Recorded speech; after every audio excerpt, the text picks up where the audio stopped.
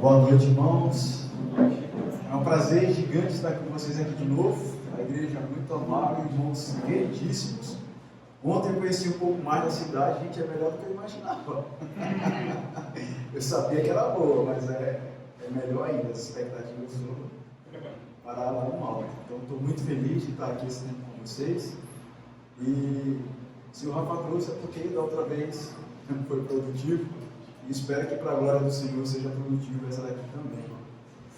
Tá bom? Não, meus queridos, então a gente vai falar hoje sobre compulsões.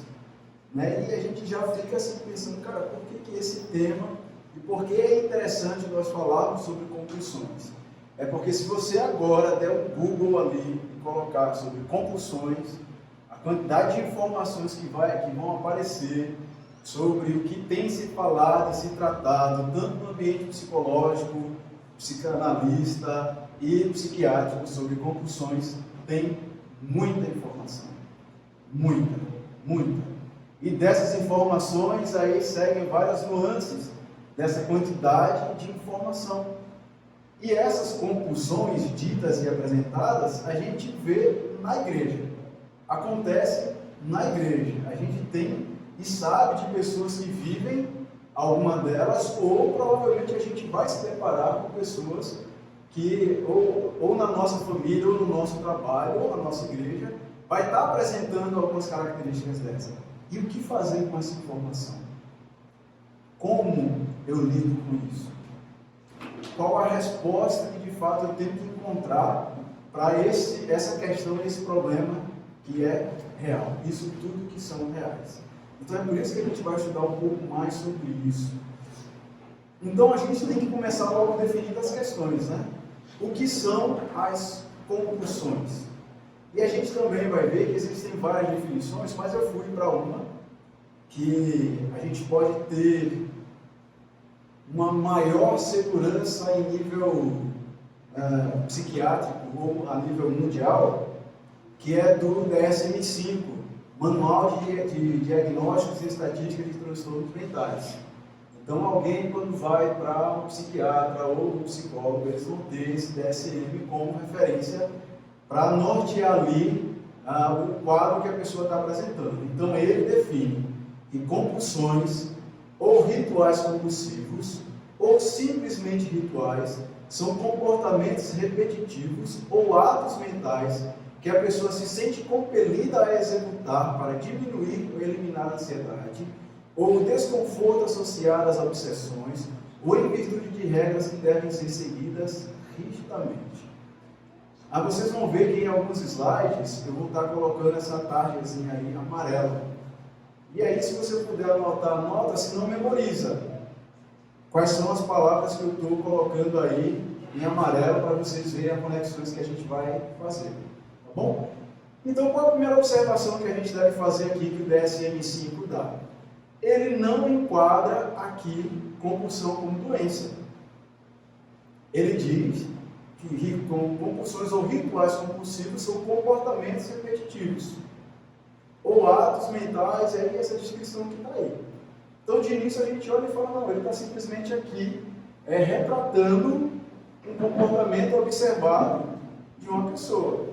Então, até aqui nós estamos em consonância, nós estamos concordando. E aí seguem, então, alguns exemplos de compulsão. E aí que foi postado pela igreja e também postado por mim, a gente tem a primeira aqui que aparece, eu acho que é uma das mais faladas ou conhecidas, compulsão sexual. É caracterizada pelo comportamento focado excessivamente no sexo, a ponto de tirar a atenção de outras atividades, afetar a vida familiar, social, profissional, e que, portanto, requer tratamento. Aí vem duas só que eu coloquei com os nomes diferentes. Onicofagia, conhecida como roer unhas. Quando a pessoa está compulsiva, ela pode roer as unhas, aí preste atenção, não tem a tarjinha amarela, mas por que ela vai roer unhas? Por ansiedade, medo, nervoso ou frustração. Nesse contexto, o que importa é deslocar a atenção do que está trazendo nervoso para algo mais simples. Tricotilomania, arrancamento compulsivo de pelos do corpo. E aí, por mais estranho que seja,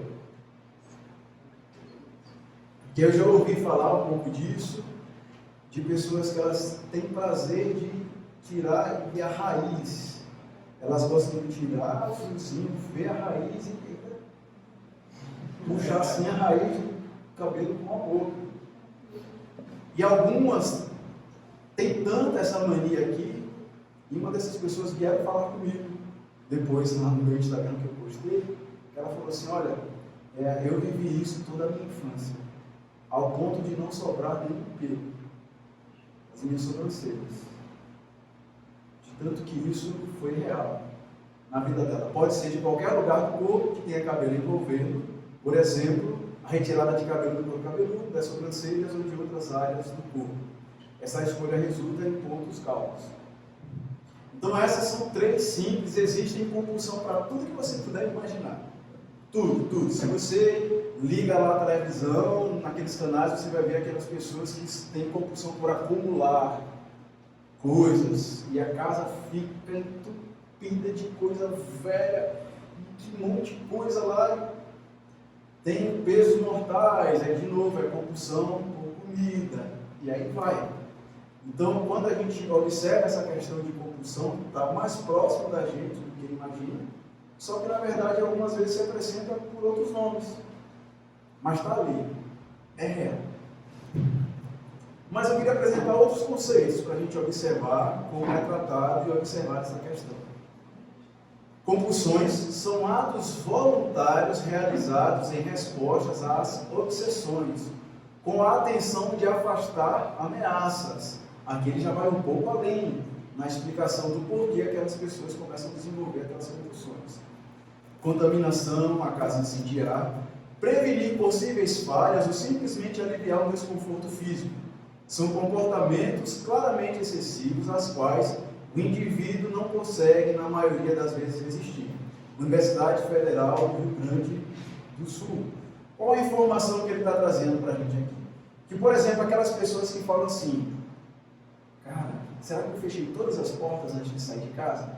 Aí ela volta, ela tem que voltar e conferir porta por porta. Claro. E isso faz assim, repetidas vezes, ao ponto de que se ela não fizer isso, a mente dela vai ficar perturbando o dia inteiro. Não é apenas uma vezinha que, será que eu apertei mesmo a alarme do carro? É algo que é repetitivo. Ou aquela pessoa que fala assim, não, antes de sair de casa eu tenho que lavar a mão com sabão, depois eu tenho que passar álcool, depois eu tenho que passar não sei o quê. E aí eu só saio de casa se eu tiver que fazer esse ritual. Então são atos voluntários realizados em resposta à obsessão com a intenção de afastar ameaças. Então passa a ser também considerado como uma compulsão.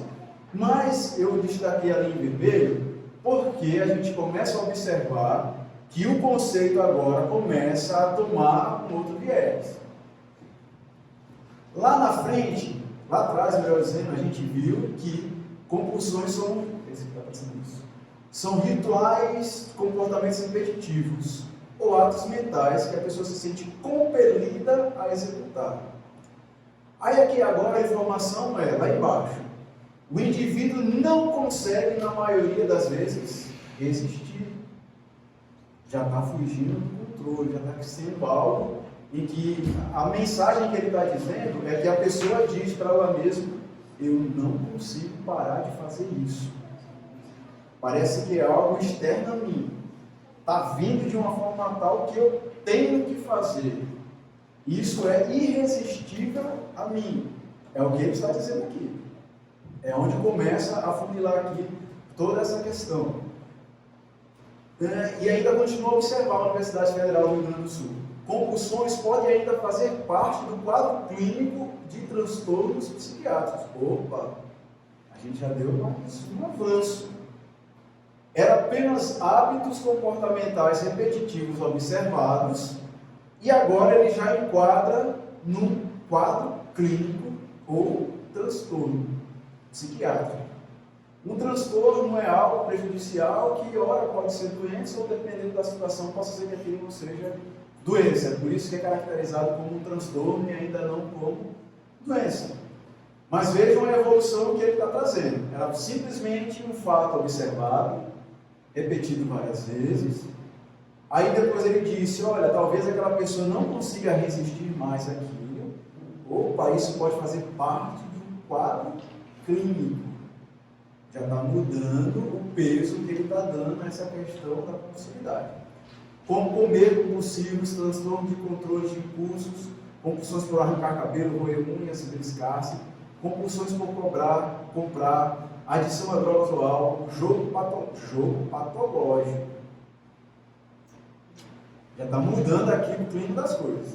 Nesses casos, não são executadas em razão de medos ou para afastar uma ameaça. Por que ele está descrevendo isso?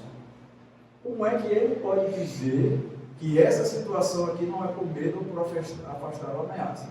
Mas, aí lembre-se, a tarjinha amarela que eu coloquei, para obter prazer e satisfação. Essa doutora aqui, é a Aline, né? Dá para aparecer ali? Isso. A Aline Rangel, psiquiatra, ela diz ainda o seguinte: compulsão é o quarto diagnóstico psiquiátrico mais comum do mundo. Você já percebe agora o salto que ela dá? Da descrição do DSM-5, para o que ela começa a apontar aqui. Ela coloca aqui já a compulsão em que categoria? Se ela dá a palavra, se ela atribui a palavra diagnóstico, é porque ela já está dando a entender que de fato aquela compulsão já é uma doença. Por isso que ela está falando que é o diagnóstico psiquiátrico. Ela já deslocou a gravidade e toda a definição do que a gente está observando aqui. Há uma linha muito tênue do que ele falou lá no DSM-5 e de onde isso pode levar. De um ato observado, de um fato observado por repetição, para uma doença diagnosticada. Motivo de preocupação entre quem convive com pessoas compulsivas e o objetivo de interesse dos pesquisadores da área, ele deve ser discutido e tratado com empatia e responsabilidade. Ela ainda diz: é um transtorno emocional caracterizado por hábitos específicos, que são repetitivos excessivamente pelo indivíduo. Lá embaixo, quem sofre desse transtorno desenvolve um mecanismo inconsciente para obter alívio ou prazer, tarja amarela. Para obter alívio ou prazer imediato, a ascensão de bem-estar é uma espécie de recompensa que faz com que ele repita o comportamento, até que isso se torne compulsão. Tudo que está em amarelo aí é porque eu vou explicar depois. Irmãos, por que eu botei ali em vermelho um mecanismo inconsciente? O que é que isso traz de informação para você? Quando fala que isso é um mecanismo inconsciente.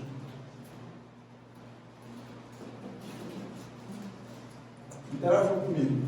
Se você ler alguma coisa assim, isso é inconsciente. Oi? Você não tem controle, você já faz assim. Sem pensar. Sem pensar. É automático. Você não é responsável por isso. Você não é responsável por isso. Quem trouxe o conceito de inconsciente na história? Freud. Quando ele explicou quais questões?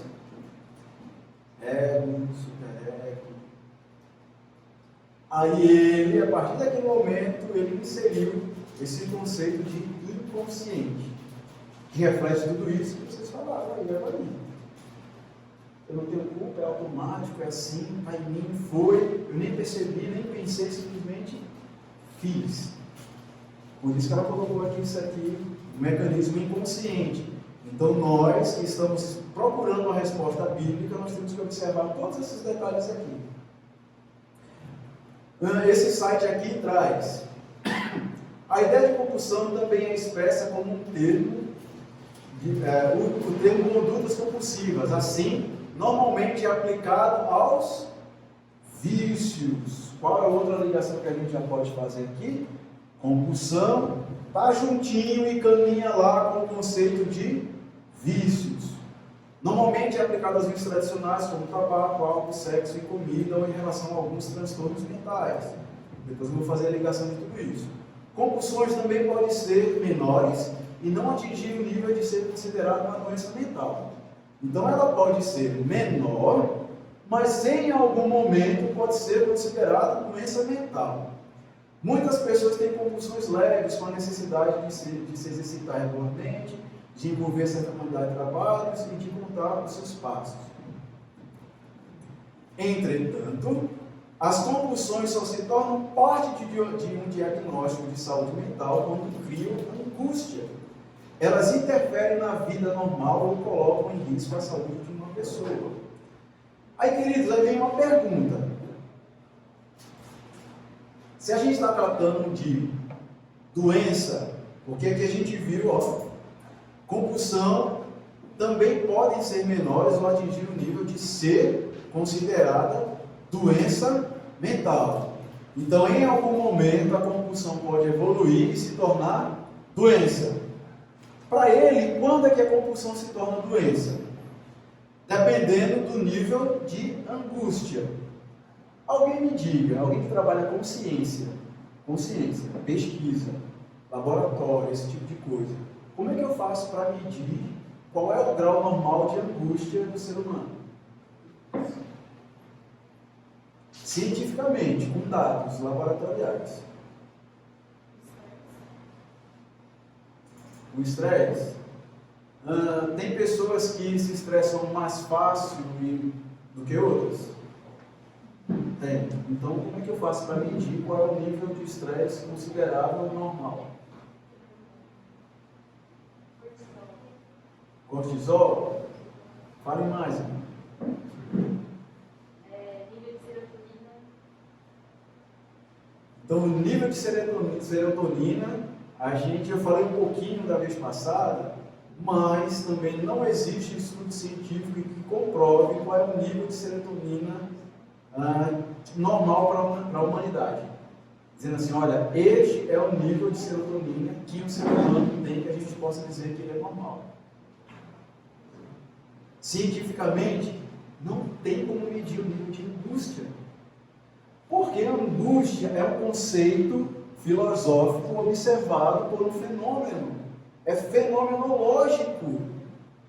Uma mesma situação faz com que pessoas reajam a ela de forma diferente. Então a angústia ela varia conforme o indivíduo. Uma mesma cena, uma mesma situação, se eu colocar um grupo de pessoas, elas vão responder de forma diferente, vai causar angústia diferentes nelas. Então tem como eu estabelecer um padrão para isso? Não. Porque é algo aqui.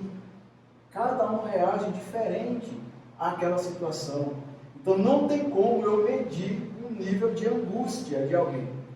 É igual que o DSM-5 faz de quando algo começa a ser depressão.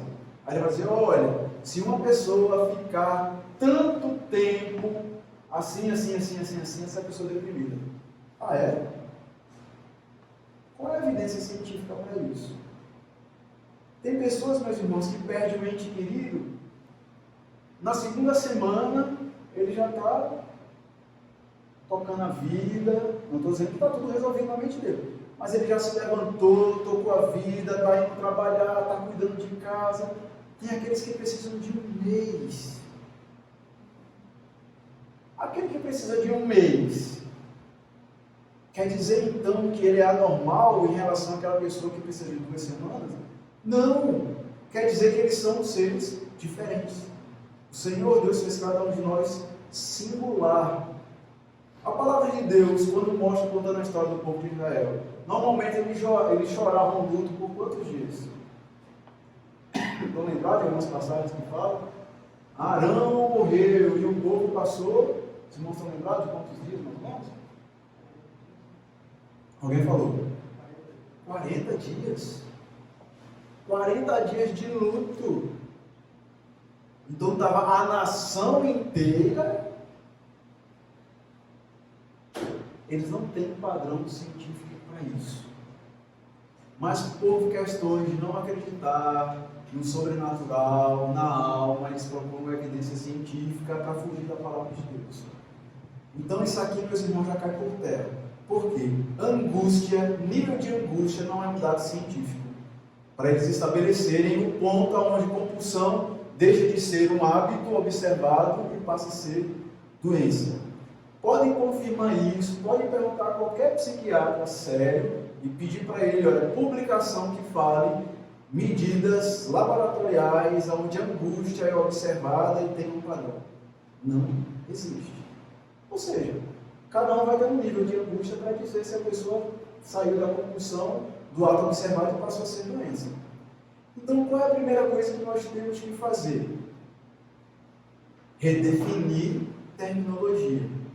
Se nós queremos uma resposta bíblica, nós devemos observar todos esses fenômenos, todas essas situações e buscar entender o seguinte: o que a palavra de Deus fala sobre isso? Aí você pode me questionar e dizer assim, mas André, hoje, com toda a modernidade, com toda a ciência, talvez a palavra de Deus não vai ter, como é que é o nome que a gente viu lá, de compulsão de roer mesmo? Isso, não vai ter essa palavra. Mas o cerne dela vai estar escrito nas Escrituras de alguma forma para a gente entender. Porque se não é doença, só pode ser problema da alma. E se é problema da alma, a palavra de Deus vai trazer a resposta. Porque até aqui eu sei que foi pouco para falar, e a gente não tem. Eu trouxe os livros aqui para mostrar. Daria um livro só para falar a distinção do porquê não é doença. Então, se não é doença, como é que a palavra de Deus faz com que a gente enxergue isso? Antes de falar para cá, vocês vão ver que alguns psiquiatras vão dizer assim, olha, deixa de ser apenas compulsão para ser doença quando a gente mede o nível de angústia e quando começa a trazer prejuízo. Por exemplo, compulsão por comprar, que também tem outro nome esquisito que eu esqueci, onomar não sei o quê.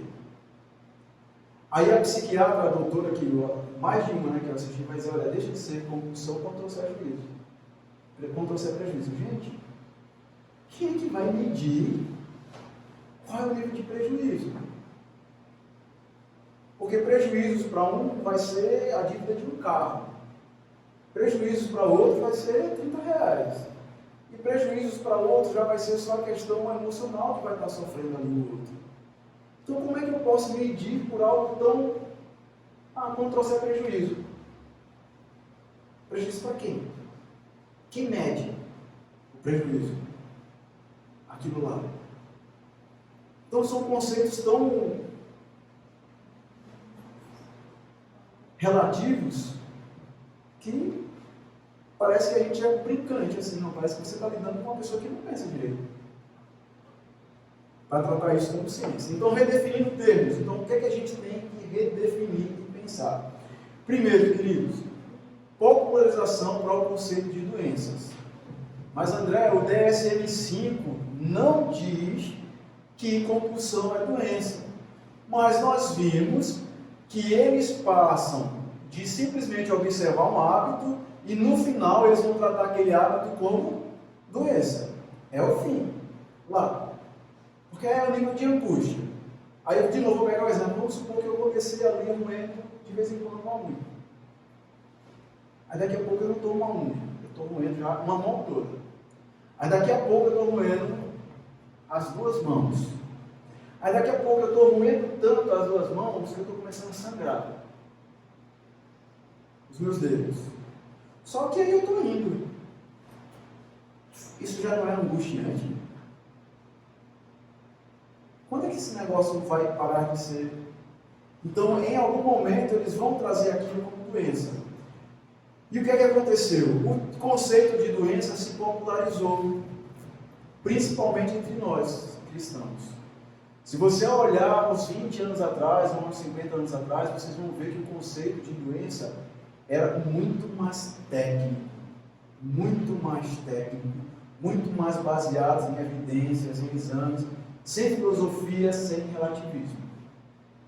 Mas quando essas questões começaram a não ter uma resposta científica do jeito que eles queriam, tirando Deus da equação, eles queriam aquela resposta tirando Deus, tirando toda essa questão do sobrenatural da equação, eles começaram a aumentar, ampliar e a relativizar o próprio conceito de doença. Não. Já que isso aqui, já que um viciado, vamos pegar a questão de um viciado, porque um viciado é alguém que, um viciado em álcool, é um alcoólatra. Um alcoólatra é alguém que tem um hábito compulsivo de ingerir álcool. É alcoólatra. E se você for hoje procurar um alcoólatra e um viciado em álcool e for levar ele para o psiquiatra, ele vai dizer que essa pessoa tem uma doença. Não, ele tem uma doença. Ele é alcoólatra. E por que aí é mais fácil de eu caracterizar como doença? Porque quando eu caracterizo como doença, eu tiro a responsabilidade de mim, a minha responsabilidade, e coloco naquele meu problema. Então, na verdade, eu não tenho culpa de ser alcoólatra. Eu sou alcoólatra por causa da minha genética, os meus pais são, e geneticamente eu sou propenso a desenvolver o alcoolismo. Então, a culpa não é minha, é genético. Está lá, tem algum fator que me envolve isso. E se é genético, eu tiro a questão do pecado. Então eu esqueço de olhar para a Bíblia, ver o que a Bíblia diz a respeito daquilo, e as Escrituras vão me apontar aquilo com o nome certinho, encaixado lá em Gálatas 5, e eu vou ver que aquilo lá é obra da carne, que aquilo tem um nome, pecado. É pecado. Quando se colocou toda essa relativização de abranger o termo doença, foi justamente porque os médicos, alguns cientistas, queriam tirar esse peso do pecado e a culpa do próprio ser humano de desenvolver todo aquele sofrimento dele. Era a responsabilidade dele. E aí tira a responsabilidade dele e te coloca no pecado. Aí uma observação muito importante, meus amados. De um tempo para cá, o evangelicalismo, toda aquela pregação em massa do evangelho, fez com que a palavra pecado deixasse de ser falada no culto, porque é ruim, incomoda, afasta as pessoas e acusa. E aí, como é que você vai encher a igreja se você fala que o que ela passa é culpa dela mesma e que isso tem um nome que é pecado, e que pecado é errado? Aí de uns tempos para cá, para você fazer evangelismo, algumas pessoas fazem evangelismo assim. Eu vivi isso. Num projeto missionário que eu fui no sertão. Estava eu, a minha dupla era uma outra irmã, de uma determinada denominação, e a gente tinha combinado. A gente tinha feito o seguinte, combinado ali. Olha, quando eu estiver explicando o plano da salvação, você só intercede. Quando você estiver explicando, eu só intercedo. Por quê? A explicação dela é o seguinte: fulano de tal, você quer morar num lugar lindo, sem dor, sem sofrimento, sem angústia. Você não vai ter tristeza, não vai chorar, esse lugar se chama céu. Você quer ir para o céu? Gente, vivendo no mundo angustiante como a gente está, quem não quer ir para o céu?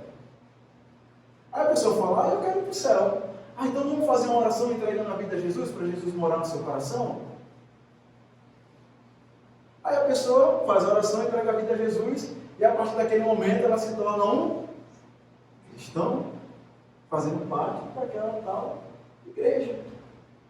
Aí a gente vai lá para Mateus e vê o Senhor Jesus começando a pregar. Como é que o Senhor Jesus pregava? Arrependei-vos, porque é chegado o reino de Deus. A mensagem do Senhor Jesus era: arrependam-se do quê? Dos seus pecados. Hoje, o evangelicalismo e toda essa questão liberal e de não confrontar, e isso está tão presente na nossa sociedade, que nós vemos o reflexo disso aqui, nessas terminologias, que pecado não é mais usado. Porque ofende. Porque ofende. Se chegar numa igreja e ouvir um estudo, uma pregação, dizer assim: não, você é pecador. Eu sou pecador, mas eu sou tão bom. Eu sou uma pessoa tão humilde. Eu faço tantas coisas boas. Como é que você pode me acusar que eu sou pecador? Eu vim aqui para ter refrigério, para ter o meu ego massageado, para alguém dizer para mim: campeão, vencedor, vai em frente. Aí você chega aqui: eu vou escutar que eu sou pecador. Eu não quero isso. Aí, ó, a palavra pecado foi cortada. Inclusive, nessas questões da saúde da alma. Então, o pecado não foi mais usado. Mas o que acontece? Os termos compulsivos e viciados, o que é que isso comunica? O que é que isso traz à nossa mente e à mente de quem ouve isso daí? De você chegar, uma pessoa que tem esse problema com álcool, chegar lá no consultório psiquiátrico e falar assim: não, meu filho, você é um viciado. Isso aí é porque deve ter alguém na sua família que tem essa predisposição, geneticamente passou para você. Não, você é compulsivo, olha. Às vezes é fato, você não consegue resistir a isso. Você faz isso inconscientemente. Qual é o problema? Primeiro, faça com que a pessoa negue a sua responsabilidade. Se é algo genético, você, assim, então, ufa, ai que bom, eu bebo, na verdade, eu não resisto àquele cigarro, eu não resisto a ver pornografia porque eu quero sexo de qualquer forma, porque isso não é responsabilidade, de alguma forma chegou até mim. Segundo, negue o poder de Deus. Porque se é uma doença, você precisa de, bom, por exemplo, uma pessoa que está se tratando de um câncer. Deus pode curar e fazer um milagre? Pode. Mas ela pode só por terapia, por poder da mente? Fazendo bons hábitos, ela pode curar um câncer? Não. Então essa pessoa vai dizer assim: então isso aqui não é caso de poder de Deus, é caso de remédio. Eu preciso ir lá, preciso fazer radioterapia, quimioterapia, e isso vai atingir as minhas células cancerígenas e vai me livrar. Não, ele vai negar o poder de Deus porque é uma doença. Então, se é uma doença, eu só preciso de remédio. Só um remedinho lá. Estou gripado, vou lá, tomo um remédio para gripe e resolvo. Eu só preciso do remédio para aquilo lá, eu vou resolver. Ela vai culpar a genética, como eu falei antes. Ela vai pôr responsabilidade na genética. Então, é culpa dos meus pais. Eu estou assim porque o meu histórico familiar, aí vem aquele que vai dizer que é maldições de gerações. Não, está vendo aquele texto que fala maldições, é aquilo que eu não me lembro. Ainda vai dizer isso. E no meu vídeo não, que é real, vai dizer isso. Vai culpar os pais pela educação. Isso é culpa do meu pai, porque eu cresci vendo ele beber e eu adquiri esse hábito. Isso é culpa do meu pai, porque eu também o via quando ele ficava nervoso, ele tinha um hábito de ir trabalhar. Ele fazia um monte de coisa, ele ia correr, passava um dia correndo, e aí eu vi meu pai fazer. Porque foi algo inconsciente a mim, não é mesmo? E culpa até Deus por criá-lo assim.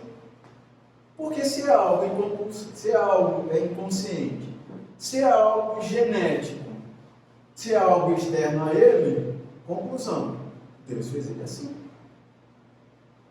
Porque se é algo externo a ele, se não é dele mesmo, e é Deus quem cria, é questão lógica, é lógica. Deus fez ele assim. Então, na verdade, ele vai pôr a culpa em quem? Em Deus. Não, Deus me fez assim, agora eu vou viver assim pelo resto da vida. Aí é Gabriela, eu nasci assim, eu cresci assim, vou morrer assim. Porque Deus me fez assim. Então nós temos que tomar muito cuidado com as terminologias que a gente usa.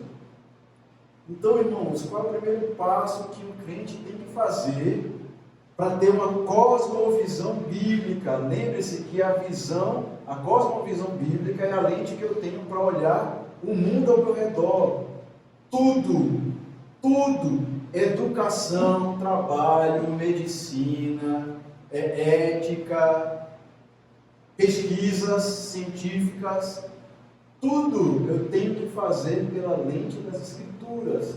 Deus vai orientar com algum princípio para eu fazer aquilo. Então eu tenho que olhar as terminologias bíblicas para aplicar na minha vida, para eu não ser engordado pelo mundo, pelo que ele quer. Então, qual é o problema? Qual é a terminologia certa?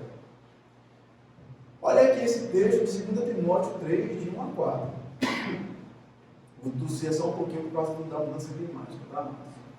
Saiba que nos últimos dias haverá tempos muito difíceis, porque as pessoas só amarão a si mesmas e ao dinheiro. Serão arrogantes e orgulhosas, zombarão de Deus, desobedecerão a seus pais e serão ingratas e profanas. Não terão afeição nem perdoarão, caluniarão aos outros e não terão autocontrole. Não terão autocontrole. Serão cruéis e odiarão o que é bom. Trairão os amigos, serão imprudentes e cheios de si. E amarão os prazeres em vez de amar a Deus. Por que eu grifei aqui em vermelho? Os irmãos se lembram das palavras em amarelo que eu marquei lá? Vocês se lembram o que é que algumas delas diziam? Vocês podem repetir para mim?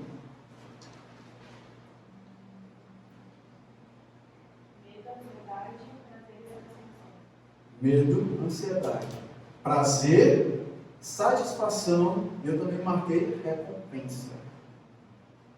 Prazer, satisfação e recompensa. O que é que está dizendo aí em vermelho? Amarão os prazeres em vez de amar a Deus. Ou seja, meus queridos, a gente tem de fato um transtorno de adoração. O foco da adoração mudou.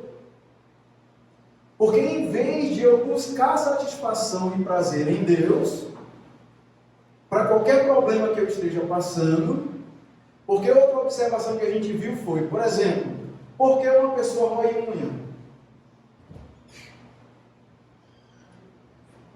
Oi? Porque ela está ansiosa. E ela está se livrar da ansiedade, ela quer procurar conforto para a alma dela, ela quer se livrar daquilo. Aí o que é que ela faz? Rói unha. Aí algumas acontece também com o homem, tá? A compulsão de fazer compras, mas os dados mostram estatisticamente com as mulheres. Aí está super nervosa, estressada, e com tudo, ai meu Deus, eu quero me livrar desse estresse, eu quero um pouquinho de conforto para a minha alma. O que é que aquela pessoa faz? Vai para o shopping gastar. Aí aquilo traz uma satisfação, ufa, ai que coisa boa gastar com esse vestido aqui. E ainda vai dizer assim, eu conheci uma pessoa no seminário assim. Eu cheguei, eu posso dizer para o museu não? Eu cheguei lá no apartamento e estava ele de frente para o computador dele. E aí ele fez uma comprinha básica de R$600. Aí ele comprou, para mim é muito, tá queridos? Para esses itens que eu vou dizer. Ele comprou uma calça, uma camisa e um tênis.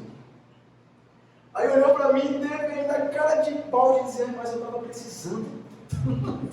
Eu falei assim, indivíduo, esse cara de pau que você não está precisando, era porque eu roupa ali, tu tem mais roupa que todo mundo junto no seminário, tu está precisando disso, mas dá uma satisfação quando compra, né? E principalmente quando a gente compra aquele item que a gente já estava querendo assim, tanto, dá aquele alívio. Mas qual é o nome disso? Amar outros prazeres em vez de amar a Deus. Ou seja, o reflexo de toda essa compulsão, meus irmãos, nada mais é do que um transtorno de adoração. Aquela pessoa que está vivendo aquele fenômeno compulsivo, ela, em lugar de buscar satisfação, adorando e se entregando a Deus, ela está resolvendo o problema dela do jeitinho dela, imediato, porque ela não quer sofrer, ela não quer ter paciência, ela quer, ontem para hoje. Eu estou sofrendo agora e eu quero que acabe agora, imediatamente acabe. Mas qual é a filosofia responsável por isso? Que chegou até nós, bem antiga, mas que foi se aperfeiçoando com o tempo e hoje está muito mais forte, principalmente a partir da minha geração X para cá. Oi? Hedonismo. Carpe diem. Aproveite o máximo que você puder hoje. Busque o prazer de qualquer forma. Viva, porque o bom é ser feliz. E mais nada. Você não está aqui para sofrer, porque você é campeão, porque é vencedor, porque você é cabeça, você não é cauda. É impossível você sofrer. Você não tem que sofrer, você só tem que ter prazer, prazer, prazer, prazer e prazer. Aí vem a psicologia e diz, olha, não fala isso com teu filho não. Não diz não para ele, senão ele vai ser traumatizado. Vai ser muito duro ele ouvir um não, porque ele vai ficar angustiado, vai ser um peso para ele. E ele vai sofrer com aquele não que você vai ouvir, que ele vai ouvir. Mas aí a gente vai lá para a palavra de Deus e no decálogo. Como é que começa? Não, não, não, não, não, não. Aí a gente vai para a palavra de Deus, vamos só pegar o Novo Testamento. Como é que Paulo morreu mesmo? Melhor, como é que todos os apóstolos morreram? Como é que Paulo passou os últimos anos da vida dele? Preso.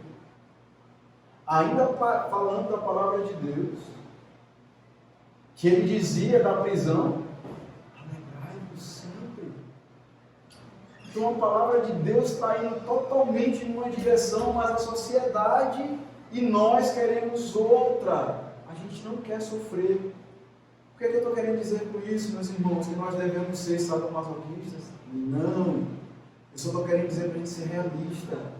Você vai sofrer. Eu vou sofrer. Não tem como fugir disso. Por que não tem como fugir disso? Quais são os nossos inimigos?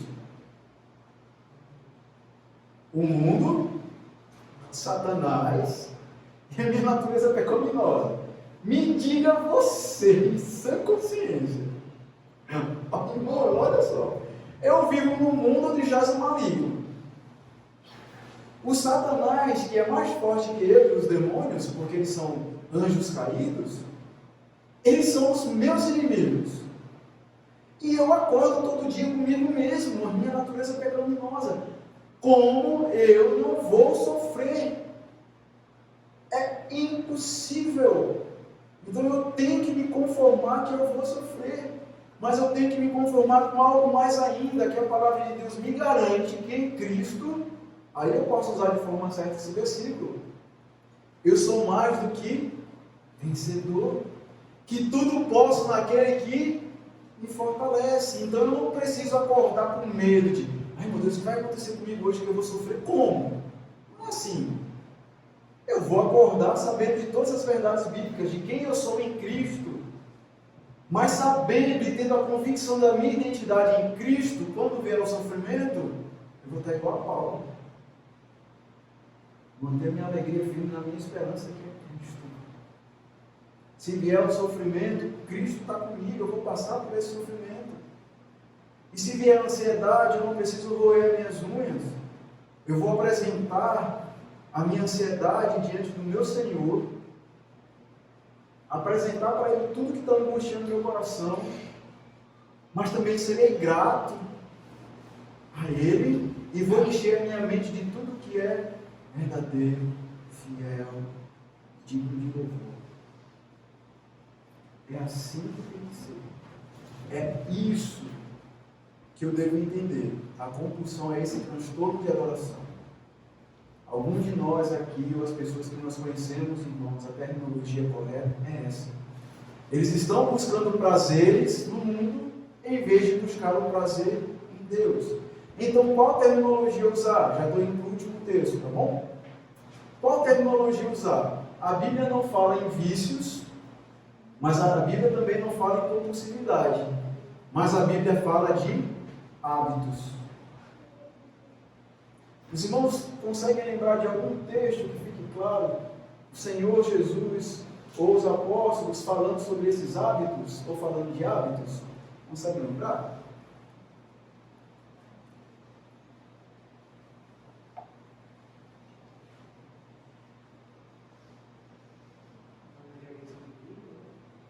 Um hábito, fala de hábitos. Hábitos, a Bíblia fala de hábitos. Então nós não temos vícios ou compulsões, nesse sentido que a gente viu que leva a uma doença, mas nós temos hábitos. E por que eu devo pensar em hábitos? Porque a terminologia certa tem que ser hábitos. Vamos lá então. Quando a gente tem uma pessoa que ela tem um pecado escravizador, como bebida ou drogas, a gente já vai levar num centro de tratamento. Geralmente esse centro de tratamento tem qual nome? Centro de reabilitação e recuperação. Por que este termo não é um bom termo? Se eu uso o centro de recuperação, o sentido da palavra diz que eu quero recuperar algo que era bom. Não é isso? Está lá, eu vou recuperar essa pessoa. Mas me diga, o que de bom há em mim que tem que ser recuperado? Essa é uma terminologia psicologizada que parte do pressuposto que o ser humano por si só é bom. Alguém falou que está com máscara, não consigo ver. O ser humano é bom, ele é uma pessoa boa. Por algum motivo genético, inconsciente, por educação, a bondade dele foi contaminada. Então vamos recuperar esta pessoa. A Bíblia fala de recuperação? Não. A Bíblia usa outro termo. Qual é o termo que a Bíblia usa? Redenção, transformação, restauração. Por quê? É algo que é feito novo. Eu não recupero. Lá em Marcos o Senhor diz, mas eu não vou remendar. Vinho novo tem que ser em odres novos. Então é transformação geral. Ó. Pega aquela figura e esquece. Puxa, não tem nada de bom que você aproveite aqui. Tem que quebrar e fazer de novo. Ou preste atenção, você não é bom. Você precisa de Cristo. E Cristo tem que entrar de uma forma tal na sua vida, você tem que se entregar ao senhorio dele, que vai deixar ele mudar toda a tua estrutura e mudar tudo para você poder se livrar deste hábito escravizador e passar agora a ter atitudes transformadas, redimidas, restauradas por Cristo Jesus.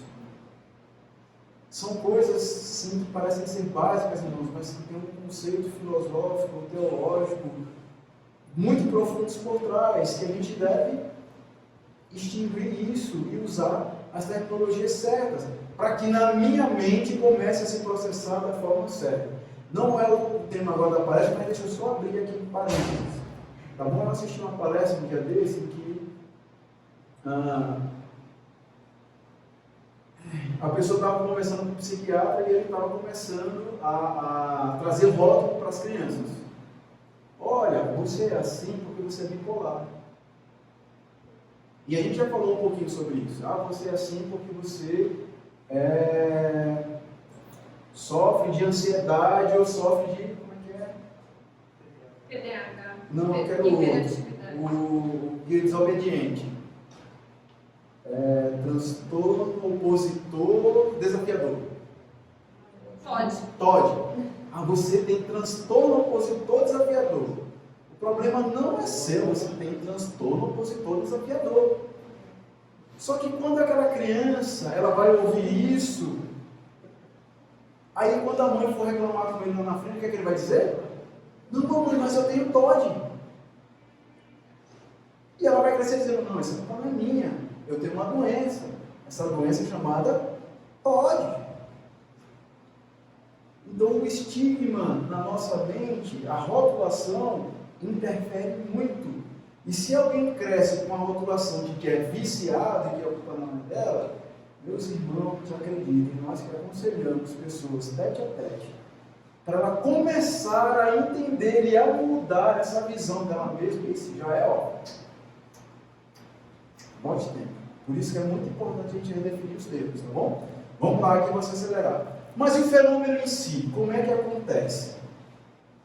Porque existe um fenômeno, essa pessoa rói unha, essa pessoa vende, compra, essa pessoa é compulsiva por sexo, essa pessoa, sei lá, ela acumula coisas.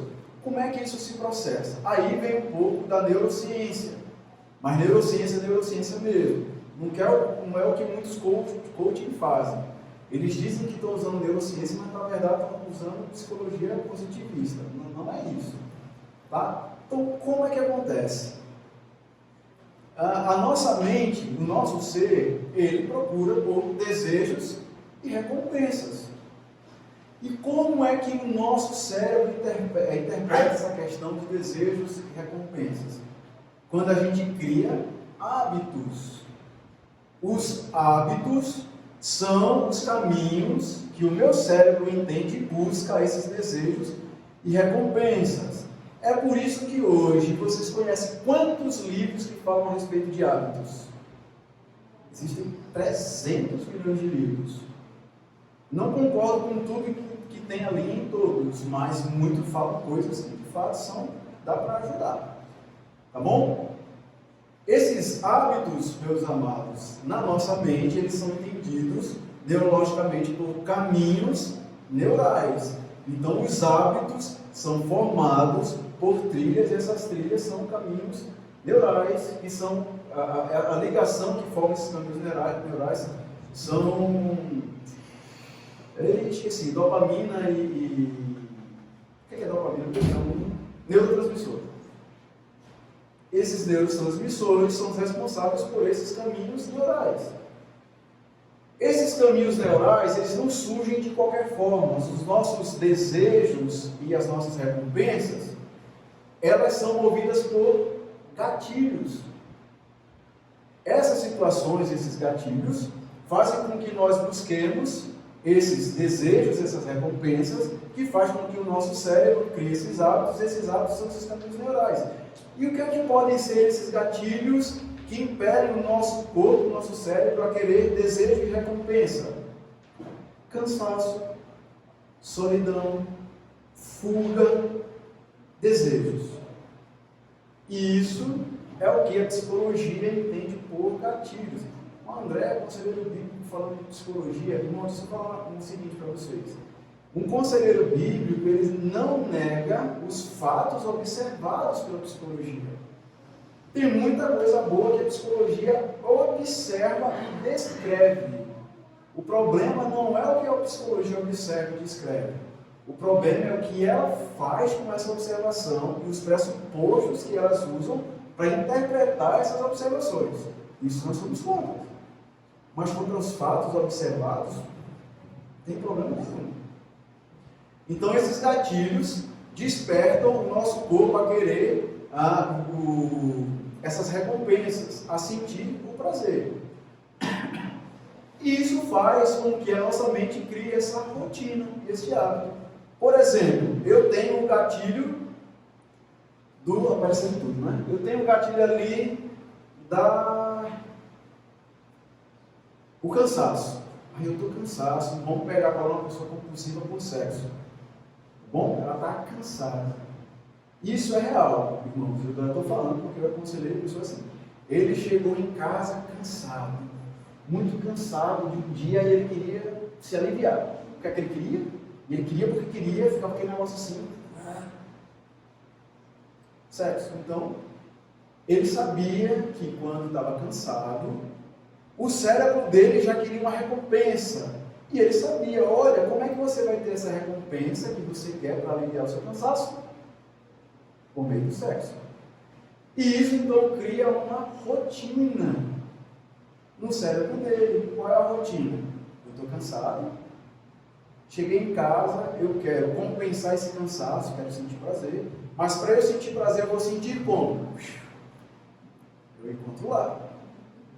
Essa rotina gera em mim essa recompensa.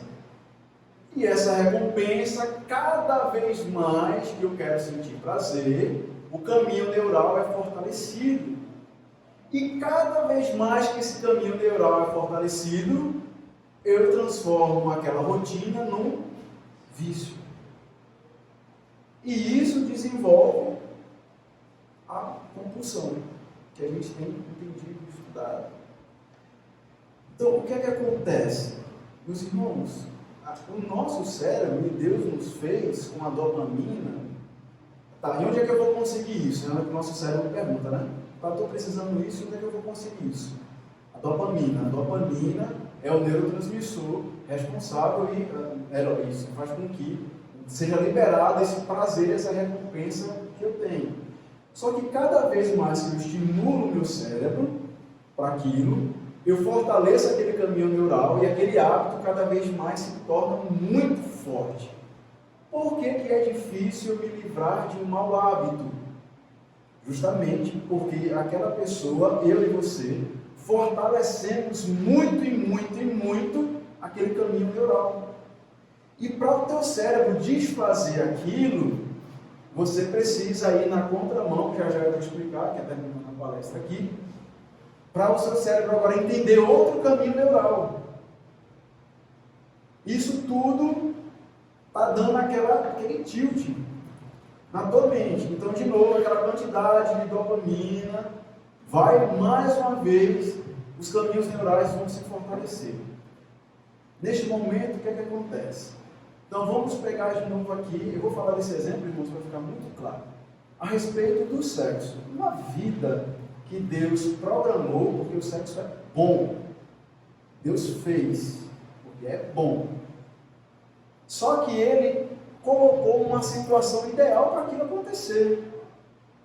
Com um casal de homem e mulher casados. Então existe um tempo que eu tenho que esperar por aquilo, um tempo certo para conhecer, e ainda dentro do casal, quem é casado sabe, vai ser assentado como casal. Confere?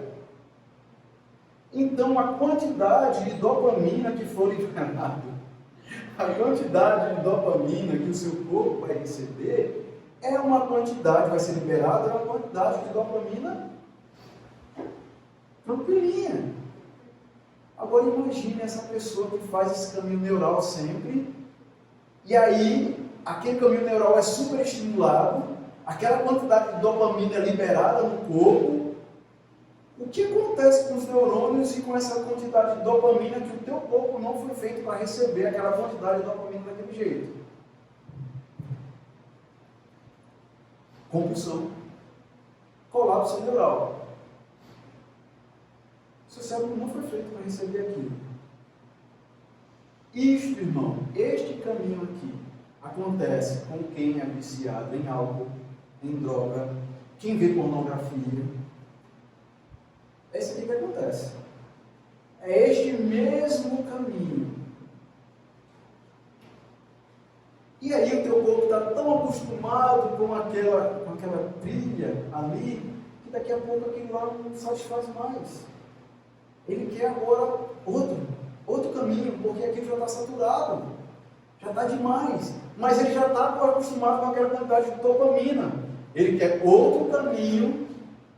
Você vai procurar outras coisas extravagantes, mas que te dê a mesma quantidade de dopamina. Aí vem o que eles chamam de transtorno compulsivo obsessivo. o negócio já é, assim, já está fora realmente da casinha. É irracional, é aquele negócio que fala assim, nossa, que nojo, essa pessoa faz isso, faz. Por causa de toda essa confusão neural que deu nela, e essa quantidade de dopamina que foi liberada, que agora ele tem que procurar outro jeito, porque o corpo dele já está acostumado com aquilo. Isso, a ciência explica algo que a Bíblia já fala há muito tempo sobre o pecado escravizador. Eu não acredito nisso por causa da neurociência. A neurociência só me deu uma explicação de como entender melhor o fenômeno. E quando esse colapso neural, com essa quantidade de dopamina, que no meu corpo está liberado de uma forma que não deveria, acontece, o que é que causa nas pessoas, em mim e em você? Ansiedade, depressão. Esse colapso traz isso para nós. Aí vem uma pergunta que eu fiz da outra vez que eu tive aqui, meus irmãos. As pessoas que dizem que a culpa é de dopamina, da quantidade de dopamina, ou de serotonina, a questão é, o meu corpo produz e eu sofro as consequências, ou o meu cérebro, eu dou as informações para o meu cérebro, e aí meu cérebro começa a produzir, e aí eu sofro as consequências do meu corpo. A neurociência está mostrando que a situação é essa. Não é que eu estou lá quietinho, aí o meu corpo sozinho começou a deixar de produzir ou a produzir mais. Não. Eu mando as mensagens. E o meu corpo começa a produzir aquilo. A culpa, no final das contas, é minha. Não estou dizendo aqui que depressão é pecado. A gente pode ter outra conversa a respeito disso. É consequência de, mas o meu conceito hoje é que simplesmente a depressão é a evidência de quem vive num mundo caído. Alguns conseguem lidar melhor, porque entendem todo o projeto de Cristo naquele momento, e outros não conseguem lidar. É consequência de, mas eu não posso dizer que depressão em si é um pecado, mas é consequência, tá bom? A resposta para mim é o mundo caído que a gente vive. E agora então, o que fazer? Estamos chegando no final. Mudar hábitos. Se lembra dos caminhos neurais? Então, como é que eu faço para mudar a minha compulsão, mudar o meu mau hábito? Eu mudo os caminhos neurais. Simplesmente isso que eu tenho que fazer. Mas não é algo fácil de fazer. Imagine uma pessoa que durante 10 anos ela rói unha. Que durante 10 anos ela estabeleceu essa trilha neural. Do gatilho e da recompensa que ela recebeu. Meus queridos, uma pessoa que viveu 10 anos, que o corpo dela, que os neurônios dela estão acostumados assim, que o corpo dela está acostumado com aquela quantidade de dopamina, vai ser de uma hora para outra que ela vai mudar? Não vai. Mas só que nós queremos tudo para ontem. Aí a gente culpa quem? Deus e a igreja. E vai dizer assim, esse negócio de aconselhamento bíblico não vai dar certo não, tu até agora não mudou nada. Calma, filho. Tu passou 10 anos da tua vida dando esses impulsos para a tua mente, para o teu corpo, e agora quer que de uma hora para outra tudo pare. Não vai parar não. Mas André, se é só mudar de hábitos, aonde tem a questão do Espírito Santo aí? Essa é a questão primordial.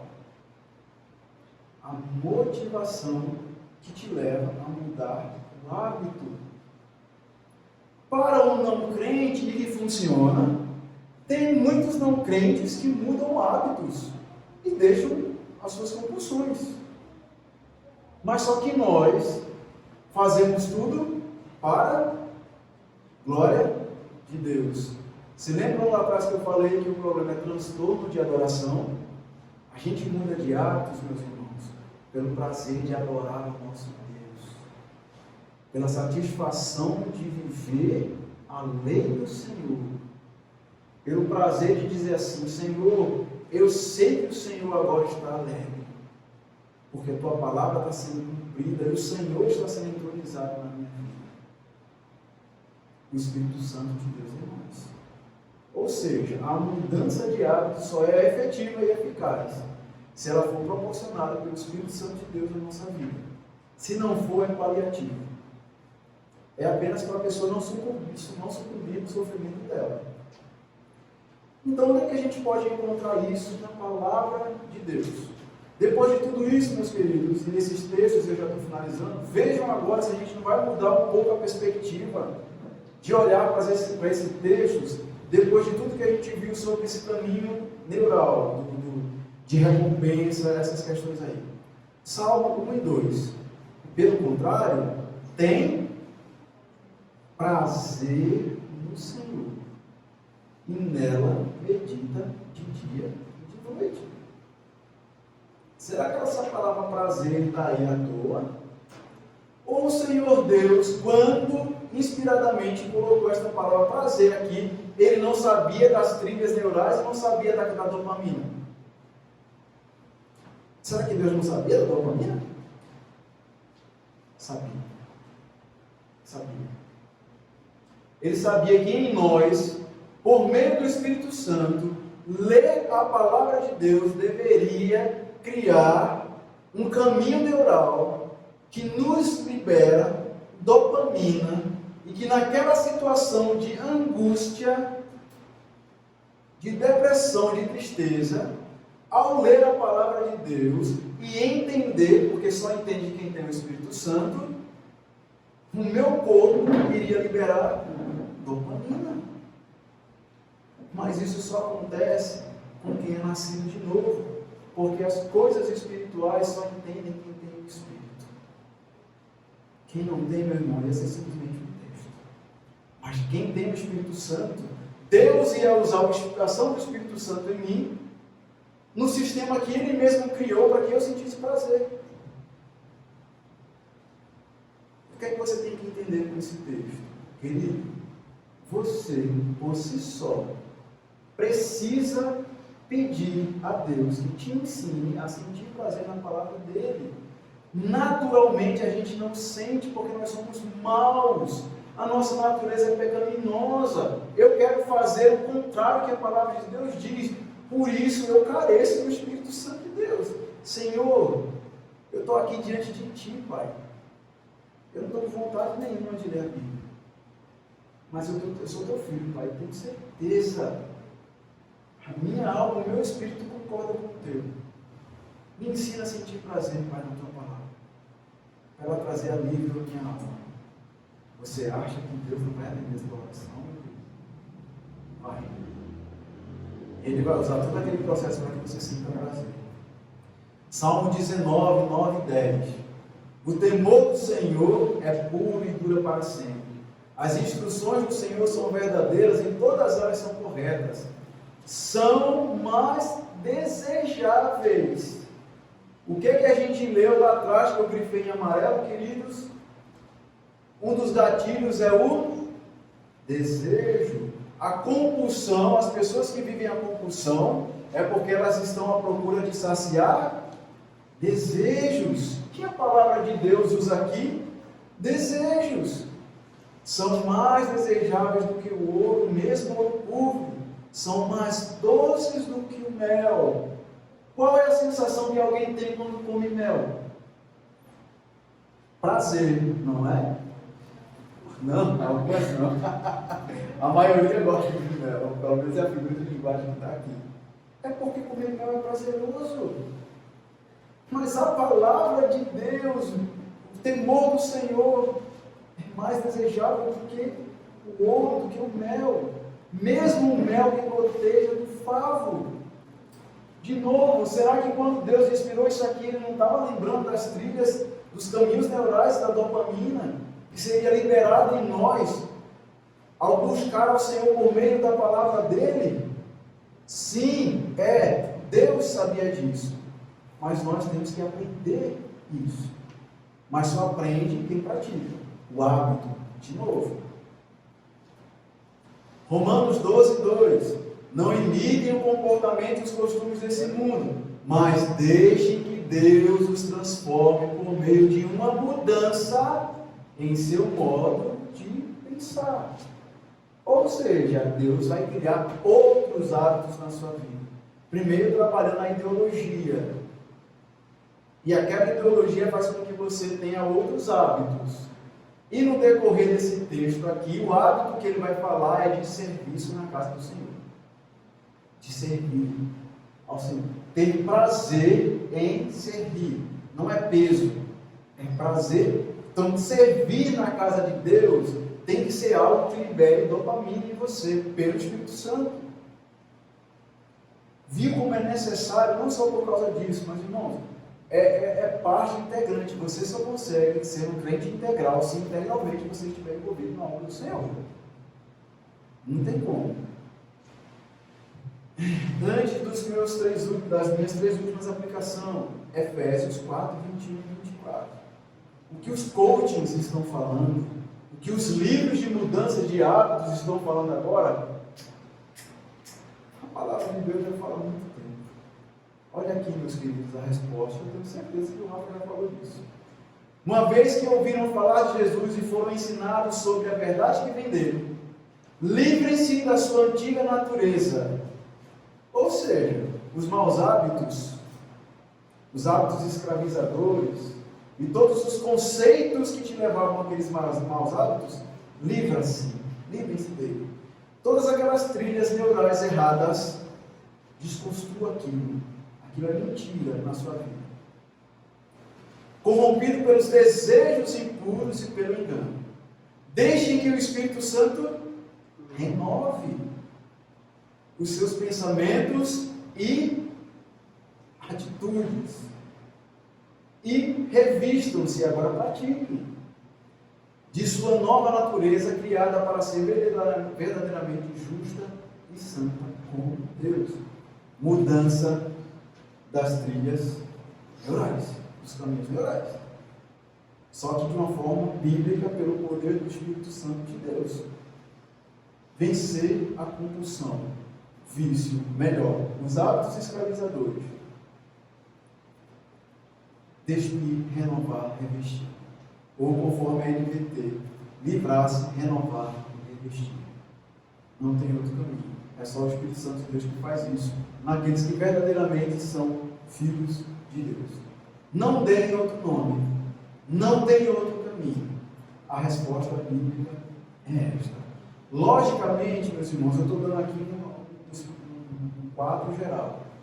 A pessoa que tem compulsão por sexo, compulsão por roer as unhas, compulsão por comprar coisas, compulsão por acumular cada caso no caso, e um conselheiro bíblico vai chegar para ele, ouvir a história deles e todas as nuances que tem junto daquilo lá. Mas em algum momento o aconselhamento bíblico vai recair aqui.